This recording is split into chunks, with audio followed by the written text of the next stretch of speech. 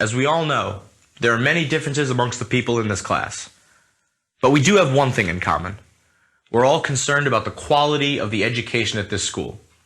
And that quality is clearly in danger because of the economic crisis. Budgets are shrinking, student services are disappearing, and we're being crowded out of classes we need to take.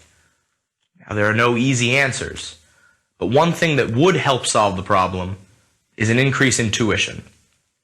I don't like it any more than you do, but sometimes you must do what is necessary to maintain the quality of your education.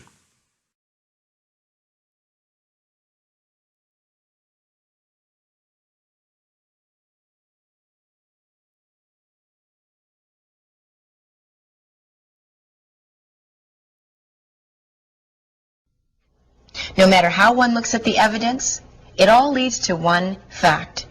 There are too many motor vehicle accidents, deaths, and injuries involving teenage drivers.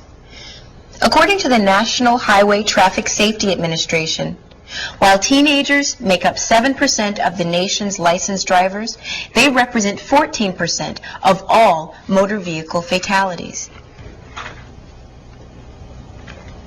The NHTSA reports that last year, 3,657 drivers aged 16 to 20 were killed in automobile accidents.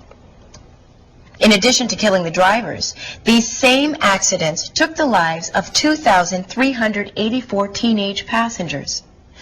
But these accidents didn't affect teenagers alone.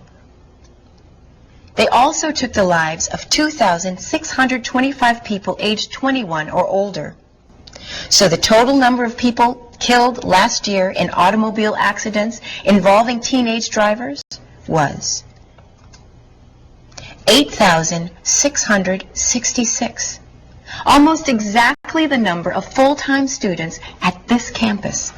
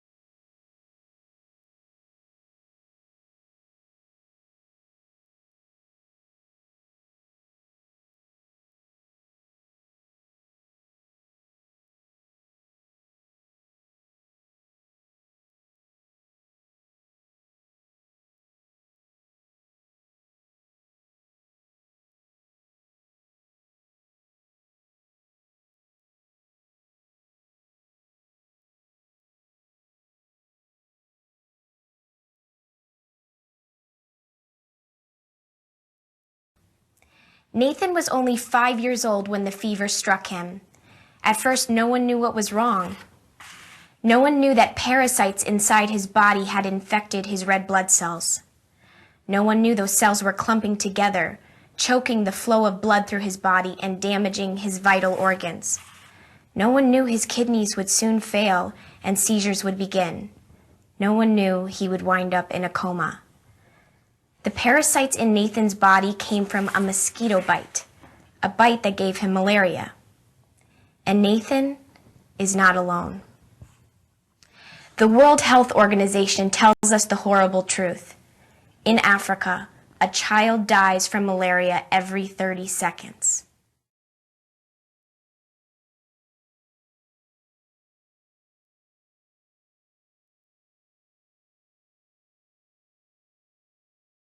It's your constant companion. It's in your pocket, in your bag, in your hands, or against your head. You use it at home, in class, at the gym, before you go to sleep at night, and first thing when you wake up in the morning. I'm talking, of course, about your cell phone. According to my class survey, everyone in this room has a cell phone, and all of us use it dozens of times every day. But what if your constant companion is dangerous? What if it's hazardous to your health? Evidence is piling up that long-term use of cell phones can lead to tissue damage, tumors, and even brain cancer. Given that there are well over 4 billion people worldwide using cell phones, we're looking at a problem of potentially staggering magnitude.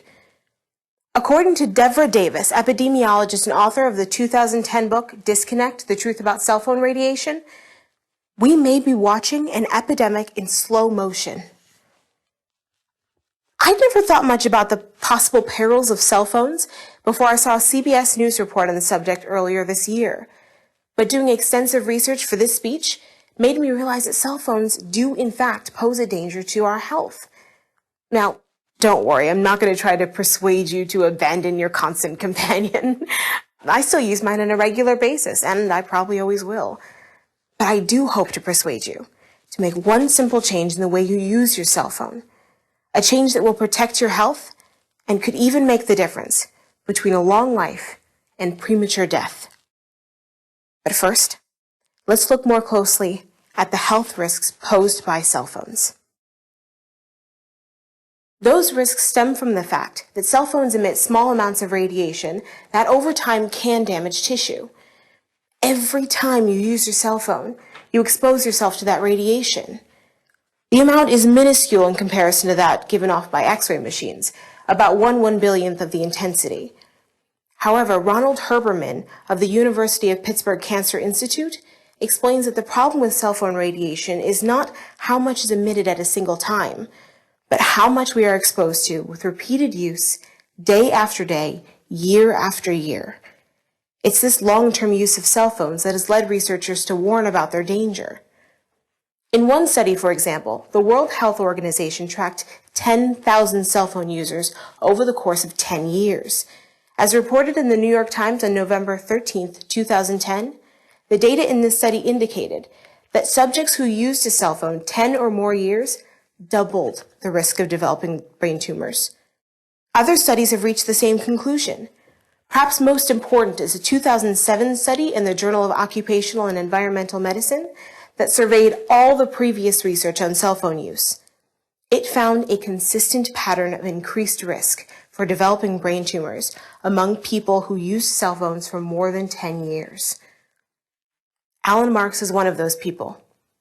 A 58-year-old real estate developer and father of 3. He talked on his cell phone an hour a day for 23 years. 2 years ago, doctors found a golf ball-sized tumor in his brain. There's no question what caused it, he says. It was my cell phone. And Alan Marks isn't the only person to conclude that he's sick because of his cell phone. Ann Gittleman's 2010 book, Zapped, which deals at length with the health problems of cell phones, catalogs people who developed blinding headaches, dizziness, circulatory problems, nausea, and cancer from the kind of radiation emitted by cell phones. Still not convinced about the potential dangers posed by your constant companion? Take a look then inside the thick manual that comes with your phone. You'll see that all cell phone manufacturers warn against keeping the phone right next to your body. Apple, for example, recommends keeping the iPhone 5/8 of an inch away from your body. Makers of the BlackBerry recommend that you keep their phone a full inch away. Cell phone manufacturers don't publicize this information widely, but they clearly recognize that their products are potentially hazardous. So, what's the solution? As I said earlier, it's not to stop using cell phones altogether. I still use mine on a regular basis, and I can't imagine being without it, and I'm sure you can't imagine being without yours. You can, however, take seriously the risks of cell phones and find a way to minimize those risks. Time and again, experts point out that the single most effective way to reduce the risk is not to press your cell phone against your head while using it. Since the phone emits radiation, the closer you put it to your head, the more radiation you expose yourself to. At the very least, you should hold the phone 1/2 an inch to 1 full inch away from your ear, but ideally you should get in the habit of not putting it up to your head at all. I now use my earbuds almost every time I use my phone. Another option is to use your speakerphone. As with breaking any habit, changing the way you talk on your cell phone may be slightly inconvenient at first, but will soon become second nature. You'll be able to enjoy all the benefits of your constant companion without suffering the fate of Alan Marks. If Marks had known the dangers of prolonged cell phone use, he would have done things a lot differently. I wouldn't have held it to my head, he says. I would have used the headset, I would have used the speakerphone, and I would not have had the problems I had. So, please get in the habit of keeping your cell phone away from your ear when talking, and encourage your friends and family to do the same. Start today with your next phone call and continue every day in the future.